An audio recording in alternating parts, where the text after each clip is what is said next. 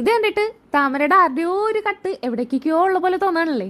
തോന്നിയാലും ഇല്ലെങ്കിലും ഞാൻ ഉദ്ദേശിച്ച താമര ഉണ്ടാ. ഈ ലൈറ്റ് വെറുതെ വെക്കണേക്കാളും നല്ലത് ഇതുപോലത്തെ എന്തെങ്കിലും ഒരു സാധനത്തിന്റെ ഉള്ളിൽ വെക്കണായിരിക്കുന്നു പിൻട്രസ്റ്റ് കണ്ടപ്പോൾ എനിക്ക് തോന്നി. പിന്നെ പിൻട്രസ്റ്റിൽ കാണിച്ച പല മെറ്റീരിയൽസും എൻ്റെ കയ്യിൽ ഉണ്ടായിരുന്നില്ല. സോ ഞാൻ കരുതി എന്തായാലും എല്ലാവരുടെയും കയ്യിൽ പേപ്പർ ഉണ്ടാവും, അപ്പോൾ പേപ്പർ വെച്ച് തന്നെ ചെയ്യണമെങ്കിൽ അതല്ലേ ഇതിലൂടെ ബെറ്റർ. പിന്നെ ഞാൻ ചെയ്തു തന്നപ്പോൾ സംഭവം ഇങ്ങനെയാണ് ആയത്. ഇനിയിപ്പോൾ താമരയാണോ അല്ലെങ്കിൽ വേറെ എന്തെങ്കിലും ആയിട്ടുണ്ടോ എന്ന് നിങ്ങൾ തന്നെ പറയട്ടോ. ഇനി കുറച്ച് ഇംഗ്ലീഷ് ആവാം. The process is very very simple. Take one pink paper, cut it into petal shapes.